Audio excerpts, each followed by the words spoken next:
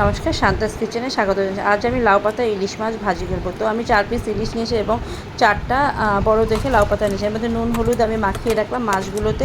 এরপরে আমি একটু গরম জলে নুন দিয়ে পাতাগুলোকে একটুখানি ভাপিয়ে নেব। এরপরে আমি কিছু মশলা রেডি করে নেব। মশলাটা আমি পুরোটাই শিলে বাটবো। তো এর মধ্যে আমি দিয়েছি সাদা সর্ষে, কালো সর্ষে, পোস্ত, রাঁধুনি ও কাঁচা লঙ্কা। এই আমার মশলা আমি শিলে বেটে নিলাম, বাটা আমার হয়ে গেছে।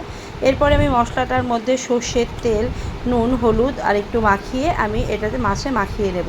এরপরে আমি সুন্দর করে পাতায় সবগুলোর মধ্যে 4টা পাতার মধ্যে 4টা মাছ আমি সর্ষে বাটা সহ আমি এটাকে সুন্দর করে ভাজ করে নেব। এরপরে তাওয়াতে সামান্য তেল দিয়ে আমি মাছগুলোকে দিয়ে দেবো, পাতা সহ যে মাছগুলো সেগুলো আমি দিয়ে দেব। তো এই তো এটাকে আমার পুরোটাই ঢাকা দিয়ে দিয়ে এটাকে আঁচটা কম করে ভাজতে হবে। আর পাতা থেকে যে নিজস্ব যে জলটা উঠবে তাতেই মাছটা এবং পাতাটা দুটো সিদ্ধ হয়ে যাবে। তো কেমন লাগলো আজকের রেসিপিটা আমাকে সবাই কমেন্ট করে অবশ্যই জানাবেন। আপনাদের কমেন্টটা আমার কাছে খুবই মূল্যবান।